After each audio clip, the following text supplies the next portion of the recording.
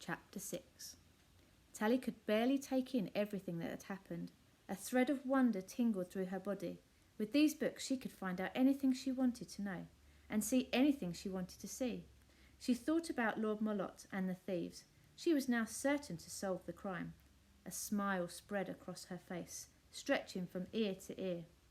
"Let's explore," she cried, jumping up. Together, she and Squirrel ran further into the library. They sped past animals, chemicals, horticulture, languages, music, psychology, sport, weather, and zoology. On and round and back to the start again until they were exhausted. With all the lamps lit, the library was filled with a soft glow, making the gold lettering sparkle on the book spines. Something on the wall caught Tally's attention. She picked up the lamp and moved closer. At the entrance, just by the rope ladder, Tally could see the letters carved into the stone wall. "Welcome, Secret Keeper," Tally read. "Secret Keeper?" she repeated, glancing at Squirrel quickly. "You have found the library of Mynverian monks," Tally read on. "We began this library in the year 1150 to preserve our knowledge and protect the information we discovered." "Wow, Squirrel!" cried Tally. "The library is hundreds of years old. It says in 1250 there was a disaster. A wicked man tried to use our knowledge for evil. Many people died. The library entrance was sealed to everybody except the secret keeper. Below the introduction was a scroll pinned to the wall with nails." That's it. "The secret library's rules. There will be only one secret keeper in each generation. The secret keeper must be under the age of 13. The keeper must guard the secret of the library and the information within. Talking is permitted." Tally's legs felt like jelly. She slid down to sit on the dusty ground. "I think I'm the secret keeper," she said. Squirrel nodded wisely. Tally took a breath. "I have this library for 3 years," she said, "until I'm 13. She folded her arms. "Squirrel, we have a lot of learning to do." In the far distance she heard the church bell ring out from the local village. It struck 4 times. In an hour from now, at 5 in the morning, Mrs. Sneed would be dragging Tilly out of the garden and out of the kitchen sink and starting lighting the fires. But if Tally wasn't there... She leapt to her feet. "Come on, Squirrel, time to get back." The squirrel scrambled onto Tally's back and they ran through the library. Hand over hand she climbed the rope ladder as fast as she could. At the top she felt around for the catch to open the trapdoor. Her fingers closed around the little lever in the hollow of the stone. She pulled hard and the trapdoor creaked open. Tally and Squirrel were suddenly bathed in moonlight. They clambered up, removed the cubes from their holes and watched as the trapdoor sealed itself again. "I'm going to put those cubes back in the wrong order," ordered Squirrel, said Tally, moving them around. "Now I'm the secret keeper. I have to protect the library." With Squirrel bouncing in her pinafore pocket, Tally ran through the woods, past the malt house and the beehives to the old infirmary. The infirmary's fireplace matched the one in the scullery, so Tally pressed the X in expert snoop. She rushed down the musty tunnel. They were halfway along the tunnel when they heard a loud crash and tinkle of glass. Tally froze. "Look what you've done, Joe," came a muffled voice. Tally frowned. She recognised every voice at the manor, and that didn't sound like anyone she knew. "It's burglars," Tally whispered to Squirrel. "You said we'd get the sofa," a voice answered. "You said. It's not on the plan. Look." "I don't care about the plan, Harry." Tally heard a ripping sound, like paper being torn up. "Stop that, Joe. We needs the plan. Come on." "We's got to go." Tally could just hear the sounds of the footsteps fading as the burglars ran towards the garden. She rushed back down the tunnel and pressed the inside catch of the passage as quickly as she could. But by the time she burst into the manor grounds, the burglars had gone. The sun was rising, and Tally could make out their muddy footprints in the soft ground. A hobnail boot with 3 missing nails and a pair of riding boots. The tracks led them through the woods to a hole in the high city wall. That's how the burglars are getting into the grounds. There was something puzzling Tally. In the tunnel, she heard the footprints of the burglars. The sounds hadn't come from ahead. From inside the manor house. They'd come from the side, from someone at the same level as Tally. There must be another tunnel, Squirrel.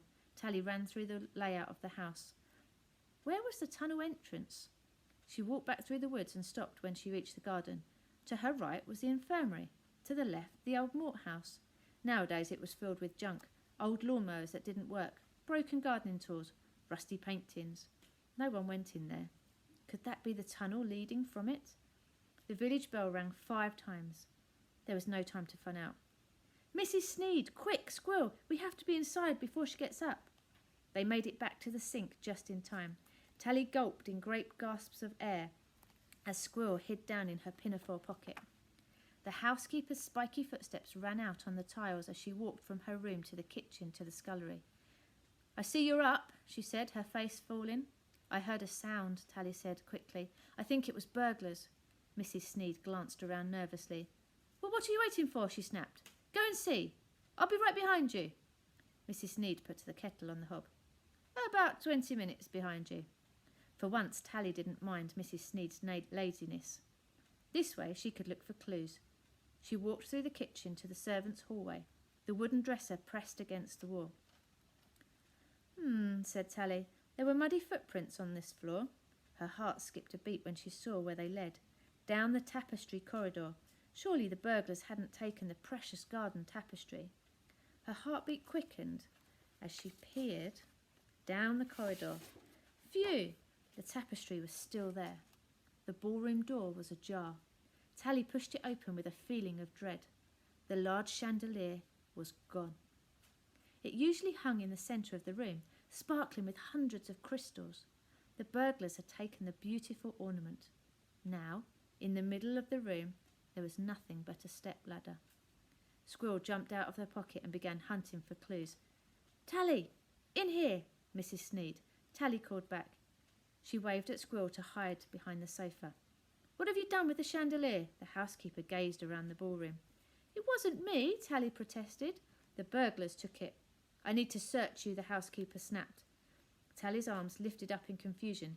Did Mrs. Sneed expect to find a chandelier in her pinafore pocket? What's this? Mrs. Sneed's voice was icy. Tally looked down in a panic. Had she accidentally bought a book from the secret library? To her relief, Mrs. Sneed was holding an acorn from the forest. Squirrel had picked up a whole stash yesterday. Are you stealing food, Tally? Mrs. Sneed continued. No, it's just an acorn. Corn? Mrs. Sneed looked suspicious. No, acorn, Tally stressed the first part of the word. It contained a seed for an oak tree. Mrs. Sneed raised her eyebrows. No growing trees in the scullery, the housekeeper said finally. You need to be getting on with your chores. She doesn't look very happy.